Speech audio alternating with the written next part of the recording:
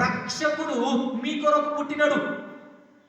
ఇప్పుడు సంతోషించే వార్త ఎందుకయ్యా అంటే, పతనమైన మానవ జీవితాన్ని రక్షించటానికి, పాపపు ఊబి నుంచి బయటికి లాగటానికి దేవుడు మానవుడిగా ప్రత్యక్షమవుతున్నాడు.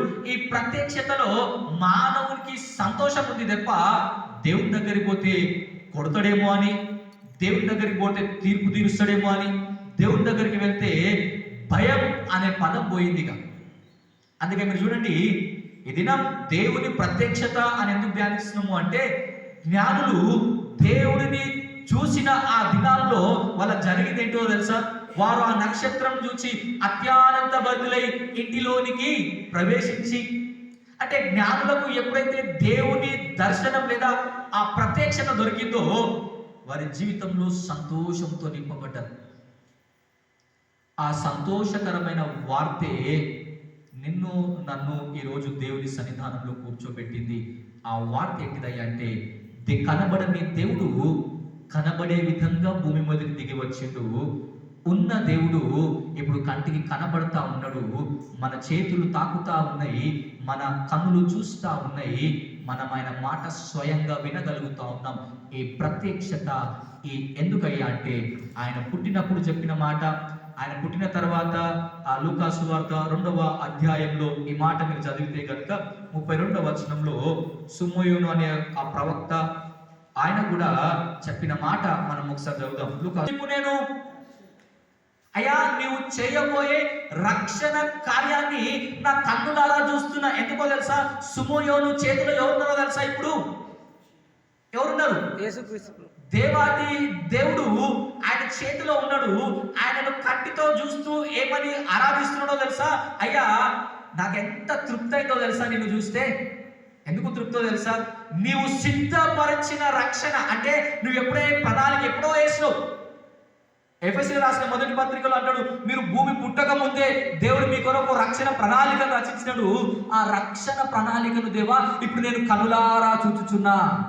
చూసినానికి ఎందుకు ఆనందమయ్యా అంటే, దేవుడు సిద్ధపరిచిన కార్యము దేవుడే తలపెట్టడానికి, దేవుడే ముగించటానికి ఆయన మానవుడుగా అందరికీ కనబడతా ఉన్నాడు ఇప్పుడు.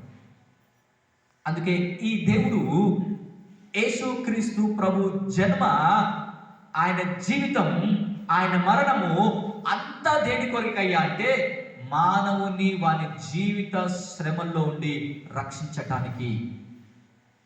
అందుకే పుట్టినప్పుడు తన ప్రజలను వారి పాపముల నుండి ఆయనే రక్షించును.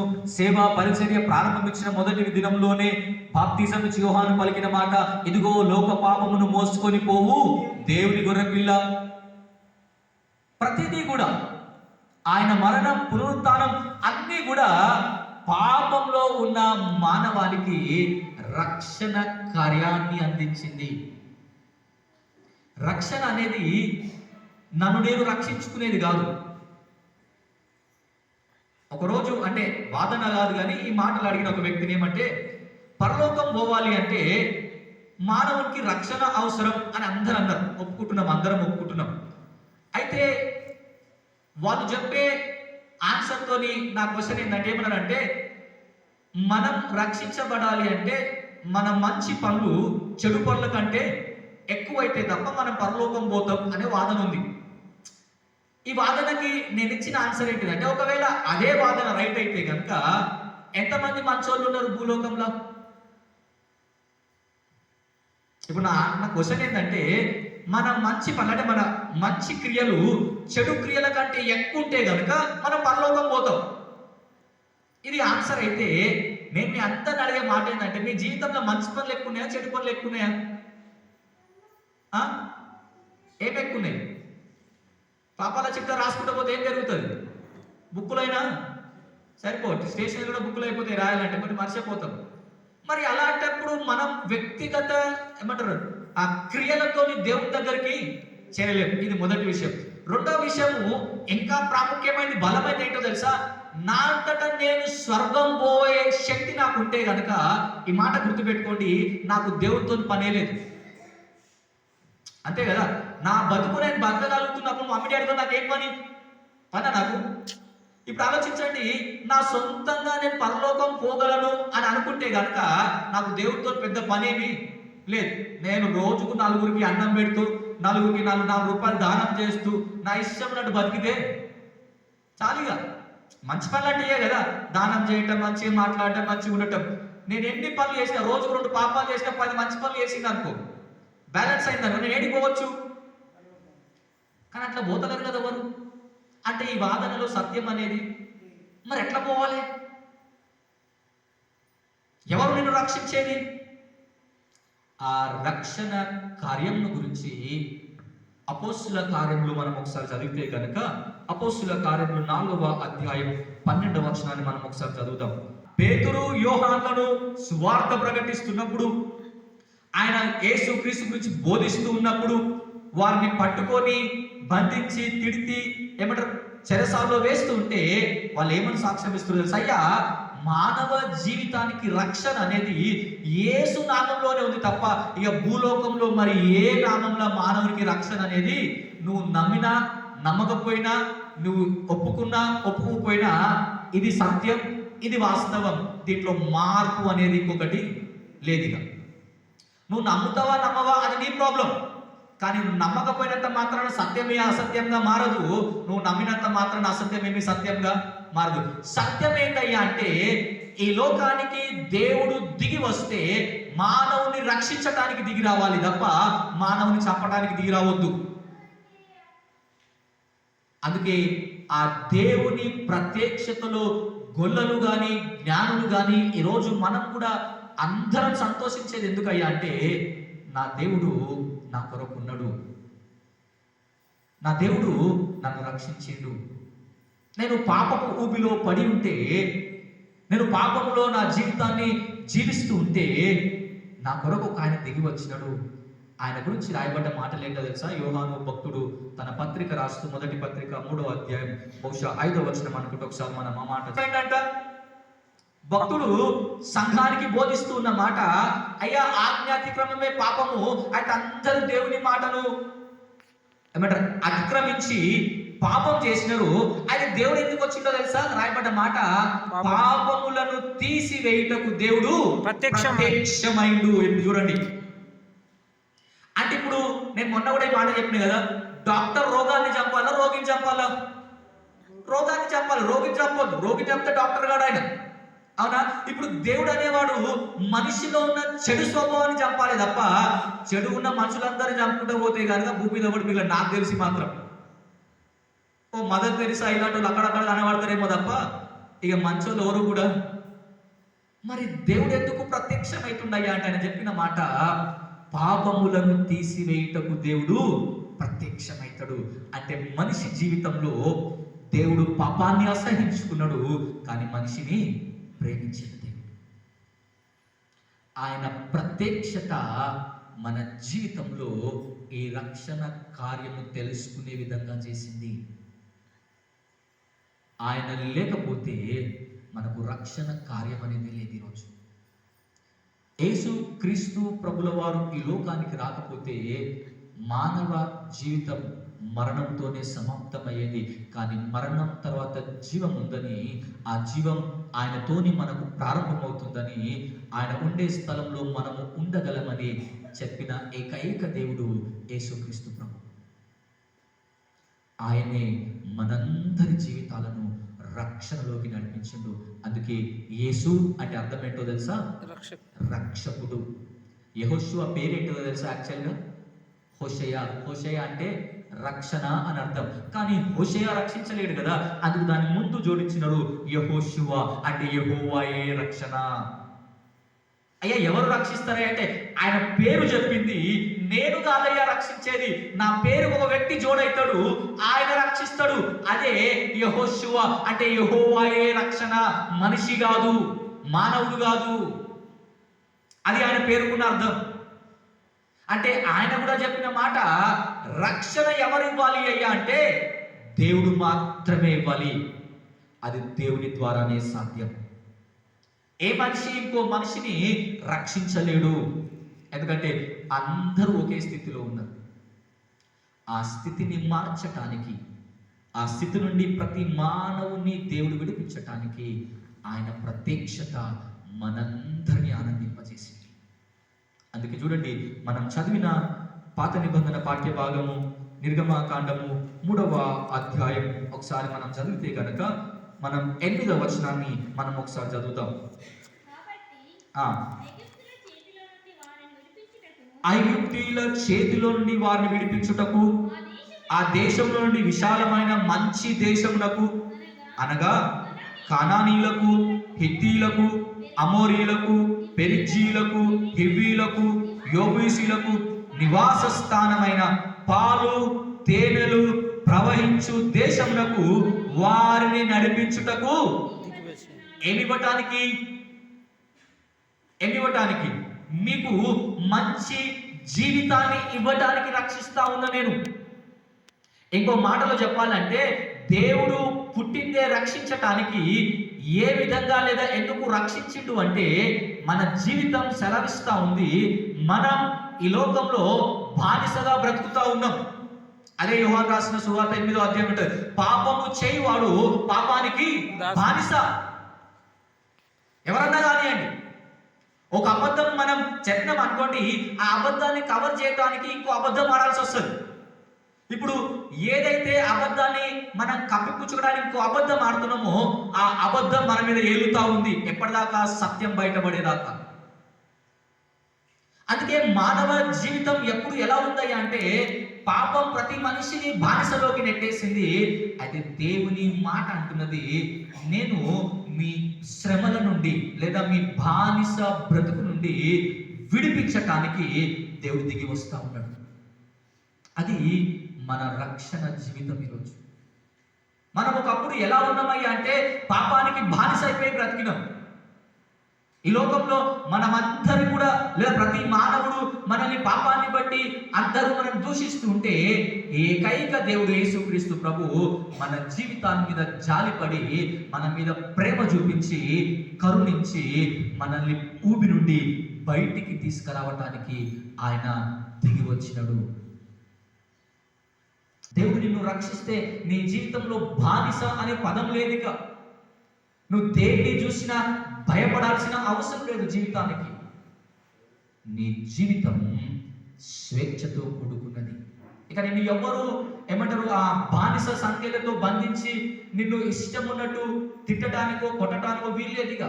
దేవుడు నిన్ను స్వేచ్ఛలోకి నడిపించగలడు. ఎందుకో తెలుసా? ఆయన దేవుడు ఆయన తన ఇష్టమైన ప్రకారం ఆయన చేయగలడు.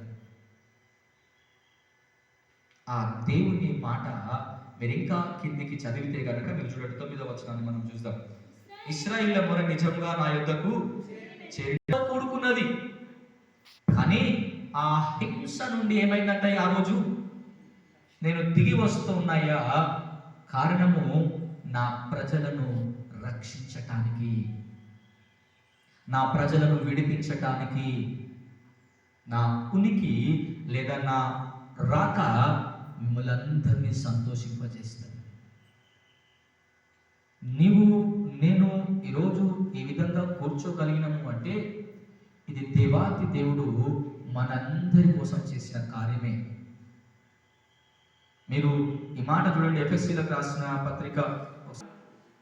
నేను ఈరోజు మంచిగా ఉన్నా, నేను మంచి జీవితాన్ని అనుభవిస్తున్నా, కారణం నేను బాగా చదువుకున్నా, నాకు బాగా డబ్బు ఉంది, నాకు బాగా పలుకుబడి ఉంది అని విర్రవీగుతున్నాయేమో. జాగ్రత్త.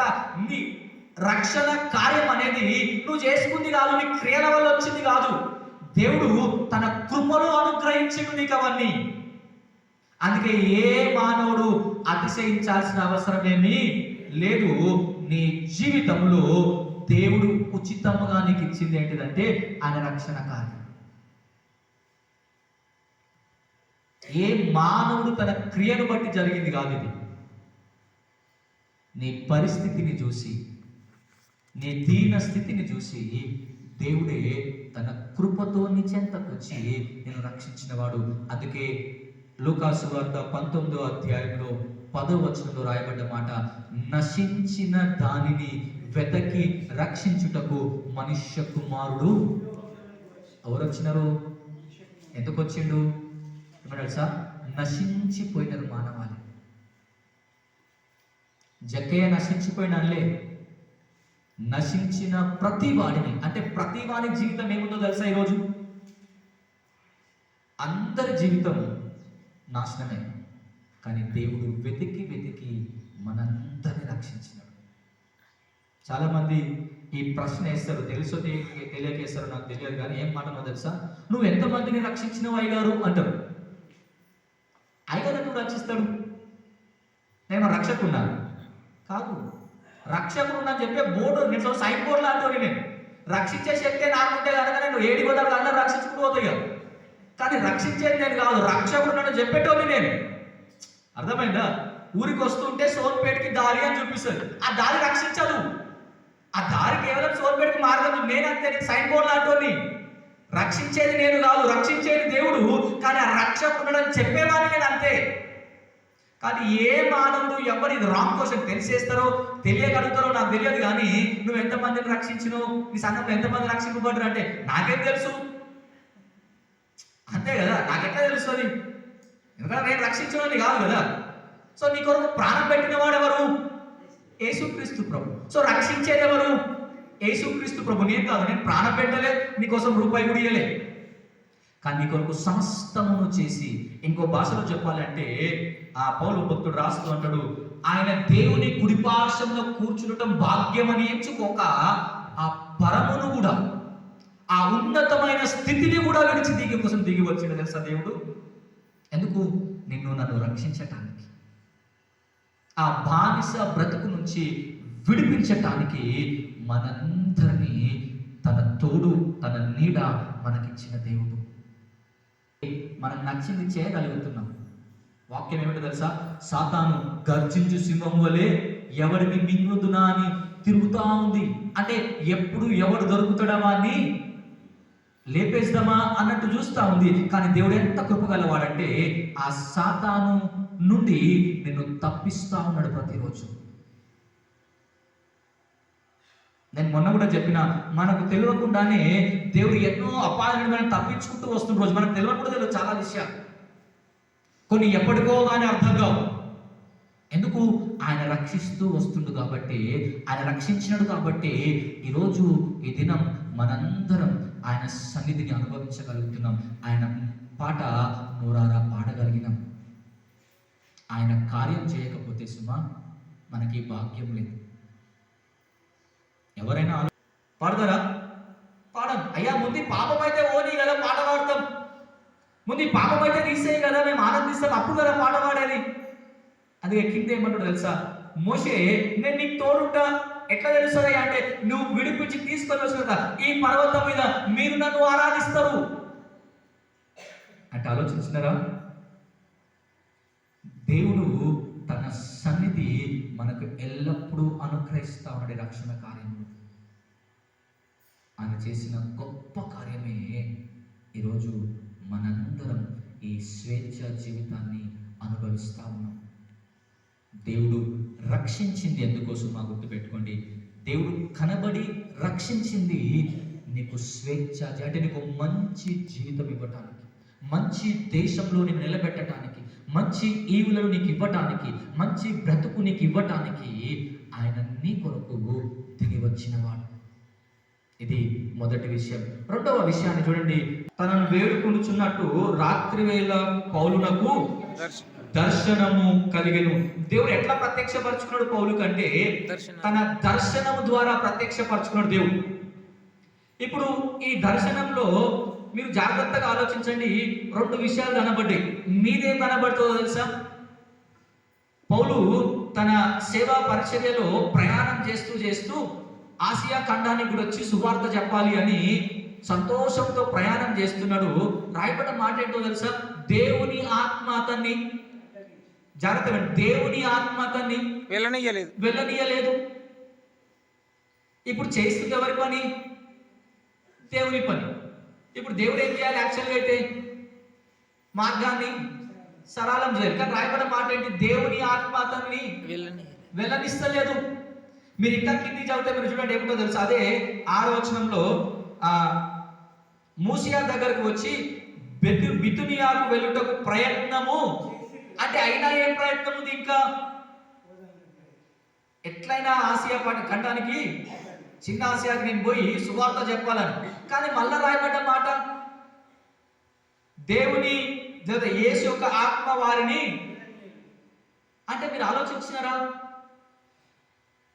ఇప్పుడు అడ్డగించింది ఎవరు? దేవుడు. మరి కింద మళ్ళీ పొమ్మన్న దర్శనం ఇచ్చింది ఎవరు? దేవుడు. అంటే దేవుడు రక్షించింది ఎందుకయ్యా అంటే నీ ఇష్టం ఉన్నట్టు చేయడానికి కాదు. అర్థమైందా? నువ్వు దేవుని ప్రత్యక్షతకి అనుగుణంగా నడవాలే తప్ప నువ్వు చేసిందల్లా దేవుడు ఓకే అనాలి అని ఎప్పుడు అనుకోవద్దు జీవితంలో. మీకు గుర్తుందా ఏమంటారా, నయోమి అమ్మ మోయాబుని తిరిగి వచ్చేటప్పుడు ఏమంటావు తెలుసా? యెహోవా నన్ను రిక్తురాలిగా చేశాడు. ఎవరు చేసిరండి? మనం అసలు పోయింది ఎవరు? కీడు అనుభవం అంటే అంత దేవుని విరుద్ధంగా పనిచేసింది ఎవరు? ఈమె. కానీ పేరెవరిది లాస్ట్కి? దేవుడు. యెహోవా నన్ను రిక్తురాలిగా రాజేశాడు, నేను సమృద్ధి గలదానగా వెళుతుంది. మళ్ళీ తెలుసా, సర్వశక్తిమంతుడు ఆయన నన్ను బాగా ఆశీర్వదిస్తాడు అనుకున్న మోయాబులా, నన్ను మంచిగా చూస్తాడు అనుకున్న మోయాబులా, అయ్యో ఇట్లయితే నేను అనుకోలే. అంటే మనం చేసేది అన్ని దేవుడు ఏం చేయాలి? ఓకే అనాలి. ఓకే అంటే దేవుడు మంచోడు. కాంతేమైనా జరిగింది అనుకో, మంచి జరిగితే మన పేరు, చెడు జరిగితే దేవుని పేరు. ఇప్పుడు వాళ్ళు ఎంత ప్రయత్నం చేసినా దేవుని ఆత్మ వారిని వెళ్ళనీయలేదు. మరి జీవితంలో దేవుడు దర్శనమిస్తే లేదా ప్రత్యక్షత ఎందుకు ఇస్తాడయ్యా అంటే నువ్వు దేవుని చిత్తాన్ని నెరవేర్చాలని ఇస్తాడు. తర్వాత ఇదే పౌలు తర్వాత ప్రయాణంలో పోయి సువార్త చెప్పడు, కానీ అప్పుడు పోయే టైం మాత్రము కాదు. మీకు తెలుసా, చాలా మంది సేవకు వచ్చేటప్పుడు చేసే పొరపాటు ఏంటిది అంటే దేవుడు నన్ను సేవ చేయమని పిలిచినాడు, ఇది వాస్తవం. అందరినీ దేవుడు ఎవరిని పిలవాలో వాళ్ళు పిలుచుకుంటాడు. అయితే అపాయింట్మెంట్ ఎవరు ఇవ్వాలో తెలుసా? ఎక్కడ ఇవ్వాలి? ఎక్కడ ఇవ్వాలి అపాయింట్మెంట్? దేవుడు. మీరు చెప్పాలి, ఇప్పుడు ఎక్కడ ఇవ్వాలి అపాయింట్మెంట్? నేను ఒక ఉద్యోగం ఖాళీ ఉందని అపాయింట్మెంట్ లెటర్ అప్లై చేసిన. అప్లై చేస్తే ప్లేస్మెంట్ వాటిస్తాడా? నేను చూస్ చేసుకుంటున్నా. ఇప్పుడు దేవుని సేవ చేస్తే ప్లేస్మెంట్ దేవుడు ఇవ్వాలా, నేను చూస్ చేసుకోవాలా? మరి ఎట్లా ప్లేస్మెంట్ మనం చూస్ చేసుకుంటాం సేవలా? మీకు అర్థమైందా? దేవుడు పిలిచిండు సేవకు, నేను వాస్తవంగా నేను వద్దట్టలే, కానీ ఎక్కడ చేయాలో కూడా ఎవరు చెప్పాలో తెలుసా? పిలిచిండు కదా అని నా ఇష్టం ఉన్న దగ్గర చేస్తా అంటే సేవ ఫలించదు తెలుసా మీకు? యాక్చువల్గా సేవ ఫలింపు ఎందుకు లేదయ్యా అంటే పిలిచిన పిలుపు వాస్తవమే, కానీ దేవుడు చెప్పిన ప్లేస్లో చేయలేదు. మనం మీరు అడుగుతుండొచ్చు, అయ్యా మరి నువ్వెట్లా సిఎస్ఐకి వస్తుంది అని. నా జీవితంలో కూడా నేను సేవకు రావడానికి పిలిచినారు, మరి ఎట్లా దేవా? నాకు సిఎస్ఐలో చేయాలని ఆశ అసలే లేదు. మీకు తెలుసో తెలియదు అసలు. యాక్చువల్గా నేను సిఎస్ఐలో అయ్యా రావాలని ఎప్పుడూ అనుకోలేదు జీవితంలో. వేరే రకంగా సేవ చేయాలని చాలా ప్రయత్నాలు చేసి ప్రార్థన చేస్తే నాకు దేవుడు ఇచ్చిన చివరి మాట ఏంటో తెలుసా? పౌలు అన్యజనులకు అపోస్తుడు, మరి పేతురు ఎవరికి అపోస్తుడు? యూదులకు. గలతీయులకు రాసిన పత్రిక 2వ అధ్యాయంలో నాకు పదే పదే జ్ఞాపకం ఇచ్చిన మాట, దేవుడు పేతురు తన సొంత ప్రజల ముందు రక్షించాలనుకున్నాడు. దేవా మరి ఎక్కడ చేయమంటో? నాకు సిఎస్ఐ చేయాలని లేదు అంటే పదే పదే చెప్పిన మాట, ముందు సొంత ప్రజలు సరి కావాలి. సో నేను ఎవరికి అపోస్తుడిని? ఇప్పుడు ఆ మాట తర్వాతనే నేను సిఎస్ఐలో ఐగారు కావాలని డిసైడ్ అయినా. అప్పటిదాకా కానిలేదు. నేను ఖచ్చితంగా ఈ సందర్భంలో నేను పంచుకుంటా. ఏం సందర్భమో తెలుసా? ఒకరోజు నేను యూత్ ఫర్ క్రైస్ట్ మినిస్ట్రీస్లో ఎవ్రీ ట్యూస్డేనో థర్స్డేనో ప్రేయర్ మీటింగ్ అవుతుంది. సరే నేను రెగ్యులర్గా సేవకు రాకముందు అక్కడ పోయేటోళ్ళు. అయితే ఆ రోజు ఏమవుతుందో తెలియదు, కానీ పోవాలని మొత్తం ప్రిపేర్ అయ్యి టైంకి బస్ ఎక్కాలి కదా అని చూసుకుంటా కూర్చుంటున్నా. టైం అవుతుంది కానీ కాలు బయటపడతలేదు. పోదామంటే భయం అవుతుంది. దేనికి పోదామంటే? సేవ ఒకటే. ప్రార్థన పోదామంటే ఏమవుతుందో తెలుసా? మనుషుల భయం అవుతుంది, వణుకు పుడుతుంది. అరే ప్రార్థన పోనీకి ఎందుకు? ఇప్పుడు మన అందరం ఏమనుకుంటారు చెప్పండి? ఇది సాతాను ఖచ్చితంగా మనల్ని ఆటంకిస్తుందిరా, మనం ఖచ్చితంగా ఏం చేయాలి? ఇప్పుడు దీన్ని జయించాలని. మీకు తెలుసా, నేను ఎంత ప్రయత్నం చేస్తున్నా ఇంట్లోకి మాత్రం బయటికి పోతుంది. ఇక ఆఖరికి బస్సు పోయింది, టైం అంతా అయిపోయింది. దిగాలుగా విచారంగా ఈరోజు నేను ప్రార్థనకు వెళ్ళాను. బాగా దిగాలుగా కూర్చొని మాట్లాడుతా, ఎట్లా ఇక నేను పోలేను, స్టార్ట్ అయిపోయి ఉంటుంది. కానీ నేను మా ఇంటి నుంచి సికింద్రాబాద్ పోవాలంటే 1 అవర్ జర్నీ అవుతుంది. ఇప్పుడు పోయినా నేను పోయే లోపల అయిపోతుంది. ఎట్లా దేవా అసలు ఈరోజు ఎంత పని చేస్తే అని మనసుగా బాధపడతా ఉంటే సడన్గా మా ఫ్రెండ్ ఫోన్ వచ్చింది. మా ఫ్రెండ్ ఫోన్ సరే జనరల్గా రెగ్యులర్గా చేయడు. ఆ రోజు మా ఇంటి దగ్గరికి వచ్చినాను, ఫోన్ చేస్తే మాట్లాడినాక వాడు ఎప్పుడో వాడు అడిగినాను, ఎప్పుడో చాలా రోజుల క్రితం, అరే బైబిల్ ఇస్తాను ఏమైందో ఇయ్యలేదు అని.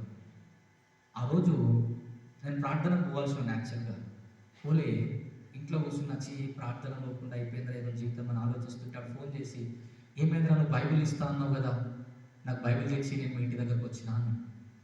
నాకు అప్పుడేం అర్థమైంది తెలుసా, ఇప్పుడు నేను పోయి ఉంటే కనుక, ఇప్పుడు మీరు చెప్పాలి, నేను పోయి ఉంటే కనుక మా స్నేహితుడికి బైబిల్ అది ఇచ్చేటుంది. అప్పుడు ఏం అర్థమైంది తెలుసా, ఈ భయం, ఈ పోకపోవటానికి కారణం అంతా ఎవరో తెలుసా, ఈయనకి ఈ రోజు వాడు చదువుతున్నా, దాని తర్వాత చదువుతలేడో నాకు తెలియదు. నేను ఎప్పుడు వాడిని ఫోర్స్ కూడా చేయలేదు. ఎప్పుడన్నా కలిస్తే ఫోన్ చేస్తే చదువుతున్నవారా అని అడిగితే, ఒకసారి అడిగితే నా వైఫ్ చదువుతుందిరా అన్నాడు తప్ప వేరే ఏం అడగలేదు. కానీ నా పని ఎంత పట్టుకో తెలుసా, ఆ రోజు అప్పటిదాకున్న భయం, దుఃఖం అంతా వానికి బైబిల్ ఇచ్చినాక ఇక సంతోషం వచ్చింది కదా, అప్పుడు అర్థమైంది నువ్వు ఎందుకు పోనీయలేదు అని. ఇట్లా చాలా జరిగిన జీవితంలో, నేను ఒకటి మాత్రమే పంచుకున్న జీవితంలో. ఆ పేరు దైవ భక్తి గల లుదియా అనే ఒక స్త్రీ మారుతుంది. దాని కిందనే దయ్యం పట్టిన ఒక పాప మారుతుంది.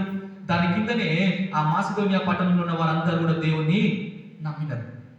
ఒకవేళ ఇది కాదనుకొని పౌలు పోయి ఉంటే ఈ ముగ్గురు ఆ రోజు దేవుని రక్షణ కార్యాన్ని అనుభవించేవారు కాదు.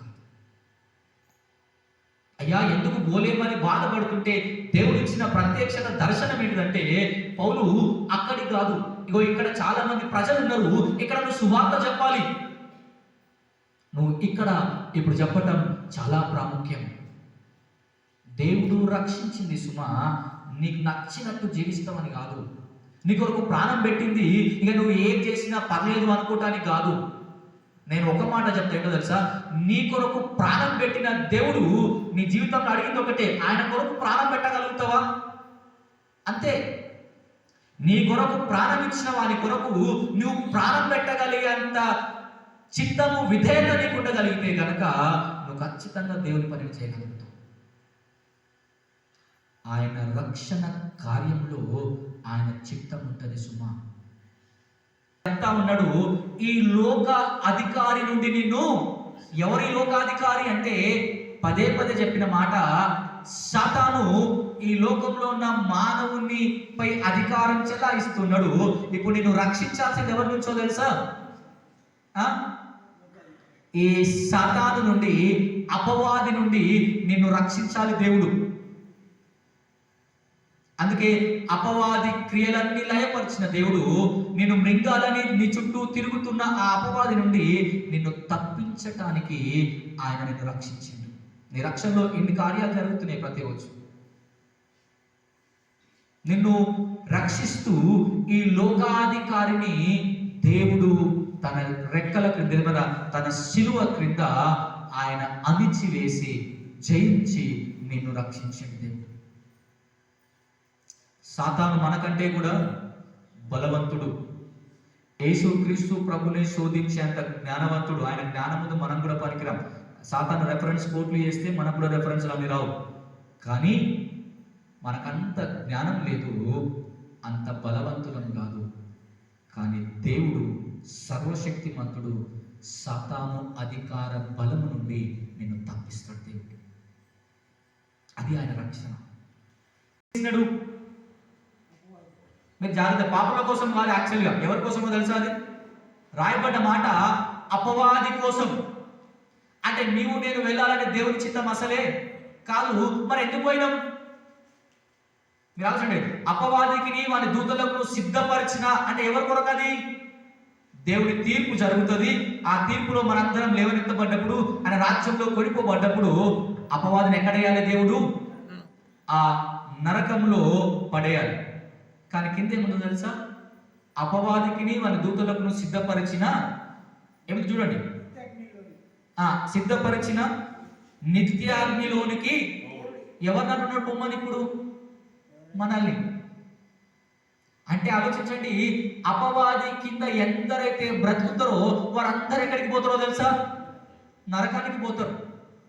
మరి అపవాది నుండి విడిపించబడి ఆ నరకం నుండి బయటికి రావటానికి దేవుడు తన ప్రాణాన్ని పెట్టిండు. అదే యోహాను సువార్తలో చదివినాం. విత్తనము భూమిలో పడి చావకుంటే ఎట్లా జీవం లేదో, నేను మీ కొరకు మరణించకపోతే మీకు కూడా జీవం ఈరోజు లేదు, మీరు ఫలించరు. అందుకే ఆయన మరణం గురించి చెప్తూ, దేవా నేను మహిమపరుస్తా ఉన్నా, ఈ గడియ కొరకే నేను వచ్చిన, కాబట్టి ఆ గడియలో జరుగుతున్న కార్యం గురించి మాట్లాడుతా ఉన్నాడు. ఈ లోకాధికారికి ఇప్పుడు తీర్పు జరుగుతా ఉంది. లోబడి నుండి అపవాదిని ఎదిరించడి, అప్పుడు వాడు మీ యొద్ద నుండి పారిపోవును.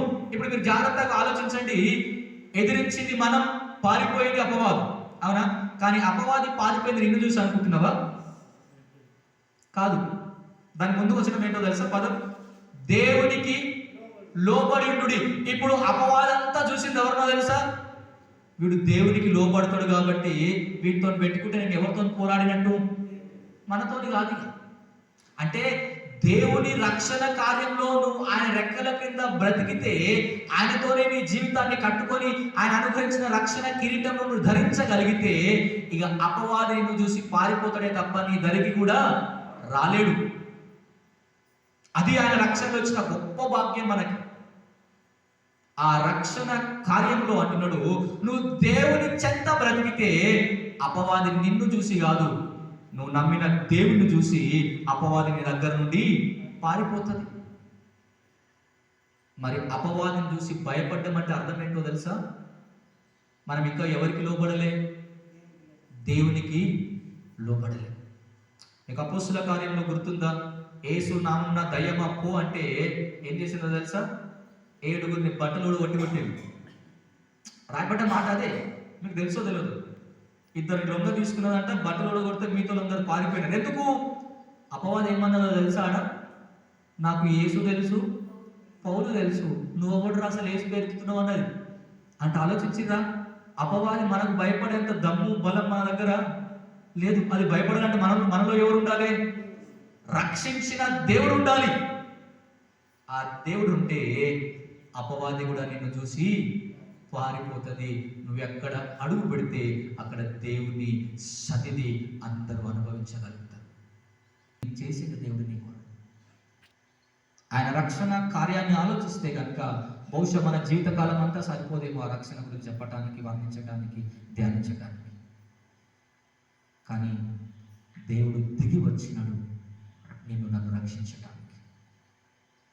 మన జీవితంలో ఏది చూసైతే భయపడ్డము, దేనికైతే బానిసైనము, దేన్ని చూస్తే చనిపోతామన్న భయం వేసిందో వాటన్నిటినీ దూరపరుస్తూ నీ బానిస బ్రతుకు నుండి, నీ మనస్సులో జరిగే యుద్ధం నిమ్మటారు ఆ దేవునికి అయిష్టంగా నడుస్తున్న నీ మనస్సు నుండి, సాతాను నుండి నిన్ను విడిపించి నిన్ను దేవుడు తనలో కలుపుకున్నాడు.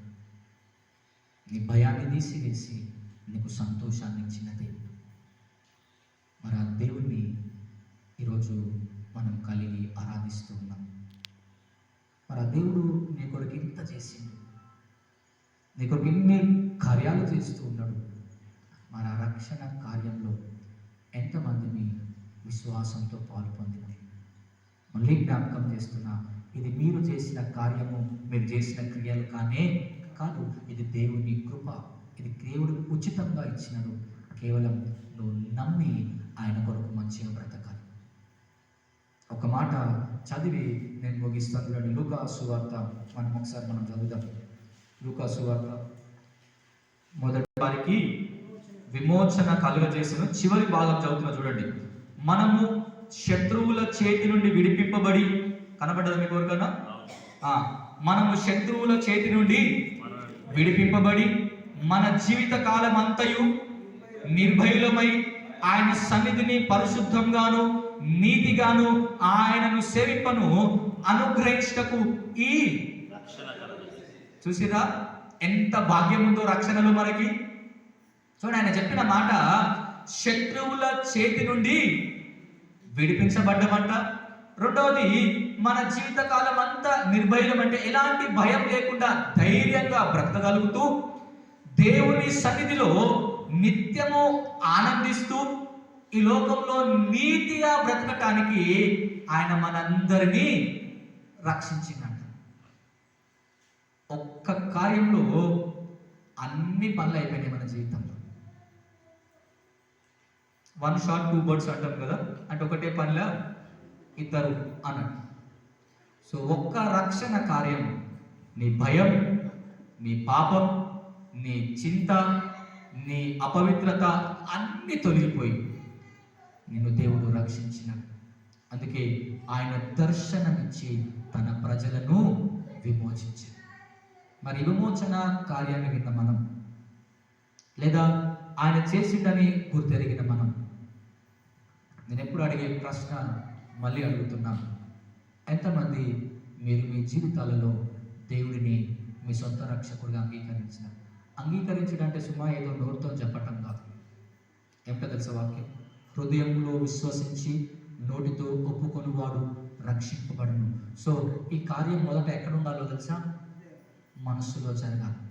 మరి దేవుడు నిజంగా నా జీవితంలో ఎంత గొప్ప భాగ్యం చేసిందని మనసులో విశ్వసించిన వాళ్ళు ఎంతమంది? మనసులో ఈ ధైర్యాన్ని, పరిశుద్ధతను కలిగిన వాళ్ళు ఎంతమంది? అదే నీవు నేను ఆలోచించాలి ఈరోజు. ఆయన కార్యం చేసి ముగించిండు, మరి ఆ కార్యంలో నువ్వు ఉన్నవా? దాంట్లో నువ్వు పాలు భాగస్థుడివేనా? ఆయన రక్షణ చేసి నీ ముందు పెట్టిండు, దాన్ని అనుకున్నాడు స్వీకరించి అనుభవించగలుగుతున్నావా? అనుభవించకపోతే సుమా, వాక్యం అంటది, ఇదే అనుకూలమైన సమయము, ఇదే రక్షణ దినము. మించిపోయింది ఏమీ లేదు. దేవునికి మనస్ఫూర్తిగా యథార్థమైన మనస్సుతో ఇంతవరకు దేవా రక్షింపబడ్డాని భ్రమలో బ్రతికి నా ఇష్టం ఉన్నట్టు బ్రతికిన అనుకుంటే కనుక ఈరోజు నీ జీవితాన్ని మంచిగా సంపూర్ణంగా ఆయనకు సమర్పించుకోగలిగితే గనక నీవు నీ జీవితంలో ఆయనతో కూడా జీవించగలవు.